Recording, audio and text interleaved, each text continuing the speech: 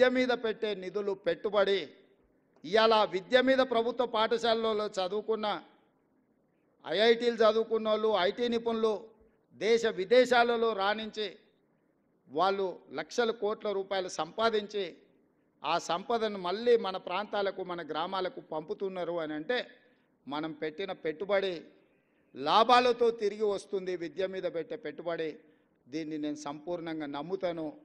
అందుకే ఈరోజు మీ కార్యక్రమానికి ఇతర ఏదో కార్యక్రమాలు ఉన్నా ఈ విద్యార్థులను కలవడం కోసం నిన్న ఢిల్లీలో ఉండే యాక్చువల్గా మీ దగ్గరికి నిన్ననే రావాల్సి ఉండే కొన్ని ప్రత్యేకమైన పరిస్థితుల వల్ల మిమ్మల్ని కలవడానికి నేను అవకాశం లేకపోయినా మా అధికారులకు ఆదేశించి ఈరోజు పెట్టండి, తప్పకుండా ఈ ప్రభుత్వ పాఠశాలలో చదువుకున్న విద్యార్థులను కలవడం ద్వారా నాకు మీ అందరితో కలిసే అవకాశం, మీ అందరినీ ప్రోత్సహించడానికి నాకు ఒక స్ఫూర్తి ఉంటుంది. అదేవిధంగా మా ప్రభుత్వం చేపడుతున్న చర్యల్ని కూడా మీ ద్వారా ప్రజలకు వివరించాలన్న ఆలోచన నాకు ఉండే. తప్పకుండా భవిష్యత్తులో ఈరోజు సిలబస్ ఎప్పుడో తయారు చేసుకుంటే కొన్ని సంవత్సరాల కొద్దీ అదే సిలబస్ ఉండడం వల్ల ప్రస్తుత మారిన కాలమాన పరిస్థితుల్లో ఆ సిలబస్ అనేది కూడా కొంత ఇర్రిలవెంట్ అవుతుంది. అందుకే మా ప్రభుత్వం స్పష్టమైన నిర్ణయం తీసుకున్నది, విద్యా కమిషన్ అపాయింట్ చేయాలని. విద్యా కమిషన్ ద్వారా మీ అవసరాలు ఎప్పటికప్పుడు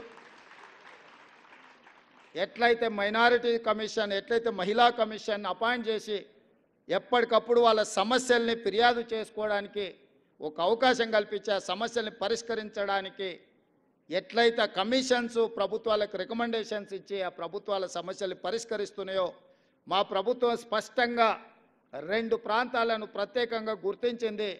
ఒకటి విద్య, 2 వ్యవసాయం.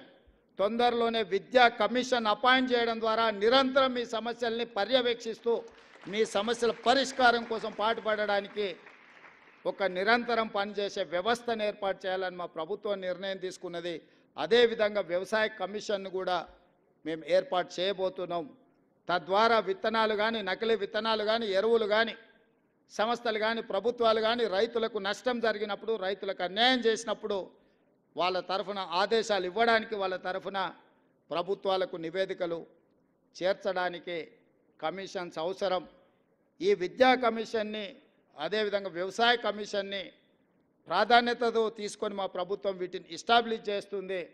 తద్వారా నిరంతరం ప్రభుత్వ పాఠశాలల్ని పర్యవేక్షించే ఒక వ్యవస్థను ఏర్పాటు చేసి ప్రభుత్వ పాఠశాలల్ని పునర్నిర్మించడం ద్వారా ఈ తెలంగాణ సమాజాన్ని మళ్ళీ పునరంకితం చేస్తూ పునర్నిర్మించాలన్న ఆలోచన మా ప్రభుత్వానికి ఉన్నది. మా ప్రభుత్వానికి భేషజాలు లేవు. ఎవరైనా అనుభవజ్ఞులు ఏదైనా మా ప్రభుత్వం దృష్టికి తీసుకొస్తే తప్పకుండా వాటిని ఆచరించడానికి, అమలు చేయడానికి మా ప్రభుత్వం ఎప్పుడూ సిద్ధంగా ఉంటుంది. అన్నీ మాకు తెలుసన్న ఆలోచన మా ప్రభుత్వానికి లేదు. ఎవరైనా ఇందులో ప్రత్యేకంగా స్టడీ చేసిన రిపోర్ట్స్ కానీ, నివేదికలు కానీ, సజెషన్స్ కానీ మా ప్రభుత్వానికి ఏమి ఇవ్వాలనుకున్నా ఎల్లవేళలా మా అధికారులు అందుబాటులో ఉంటారు. మా అధికారుల దృష్టికి తీసుకొస్తే నేను కూడా వాళ్ళు సూచించిన వ్యక్తులను, సంస్థల్ని కలవడానికి నాకు ఎలాంటి అభ్యంతరం లేదు. అందుకే ఈరోజు మిమ్మల్ని అందరినీ ప్రత్యేకంగా కలిసిన సందర్భంగా నాకు చాలా సంతోషం అనిపించింది.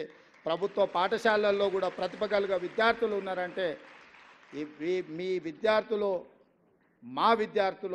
మా ప్రభుత్వం తరఫున ఈ రాష్ట్రానికి గౌరవం తెచ్చిన విద్యార్థులు మళ్ళొకసారి విద్యార్థులకు ఇక్కడికి వచ్చిన 230 మంది అనుకుంటాను విద్యార్థులు ఇక్కడికి వచ్చిండ్రు.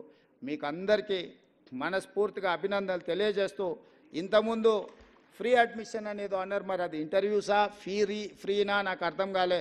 మా బుర్రా వెంకటేశం గారికి నేను ఆదేశాలు ఇస్తున్నా, ఈ 10/10 వచ్చిన విద్యార్థులకు ఫ్రీ అడ్మిషన్స్ కావాలని వాళ్ళు ఒక సూచన చేసిండ్రు.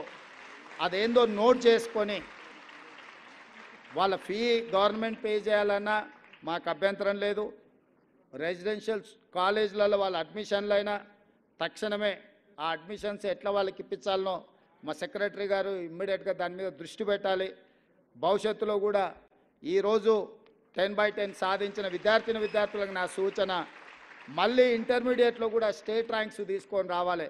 చాలామంది 10th క్లాస్లో బాగా వస్తారు, బాగా చదువుకున్నామని ఇంటర్లో జాయిన్ కాగానే కొంత విద్య పట్ల నిర్లక్ష్యం వహిస్తారు. ఈ 10th క్లాస్లో వచ్చిన గవర్నమెంట్ స్టూడెంట్స్ అందరూ ఇంటర్మీడియట్లో కూడా 12th క్లాస్లో కూడా మీరు మంచిగా రాణించాలి. మీరు భవిష్యత్తులో డాక్టర్లు, లాయర్లు, ఇంజనీర్లు, ఐఏఎస్లు, ఐపీఎస్లు కావాలని మేము ఆకాంక్షిస్తూ మీ అందరికీ ఈ ప్రభుత్వం అండగా నిలబడుతుంది. సమస్యల్ని పరిష్కరిస్తాం.